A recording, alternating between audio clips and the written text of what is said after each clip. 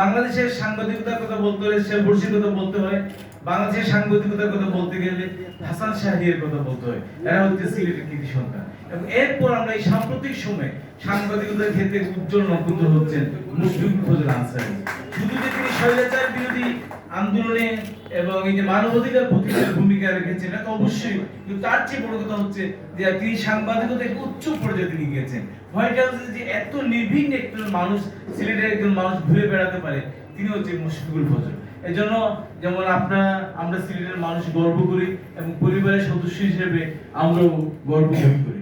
আমি আমার কথা বাড়াবো না, আমি পরিবারের সদস্য হিসেবে বলছি যে মুশফিকুল ফজল আনসারীকে নিয়ে যে মত বিনিময় সভার আয়োজন করেছেন, আপনাদেরকে আমি কৃতজ্ঞতা জানাচ্ছি। এবং সবচেয়ে বড় কথা হচ্ছে যে আপনারা সবাই দোয়া করবেন।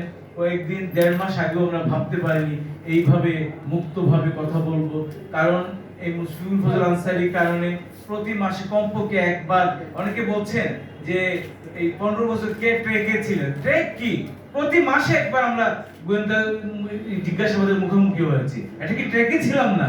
মুসলিম সাহিত্য সংসদের ইলেকশন এসেছে, আমাকে বলা হয়েছে এনএস এর অফিসে নিয়ে বলা হয়েছে আপনি বসেন এখানে, আপনি এবার নির্বাচন দুইবার আমাকে এনএস এর অফিসে নেওয়া হয়েছে। এটা ডকুমেন্টারি ব্যাপার। আজকে অনেকে বলছেন যে আপনি কি ট্রেকে ছিলেন।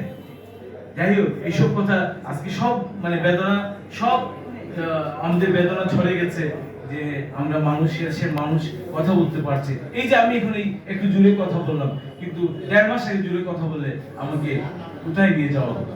যে এই অবসান হয়েছে, যারা এই দুঃশাসনের অবসান, অন্ধকারের অবসানের জন্য নিজের জীবন বিলিয়ে দিয়েছে, যারা বুক পেতে বলেছে আমার বুকে গুলি চালাও, সেই শহীদদের প্রতি শ্রদ্ধা জানাচ্ছি।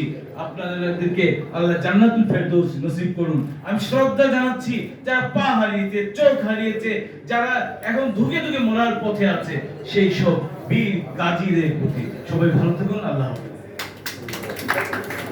ধন্যবাদ সেলিম ভাই।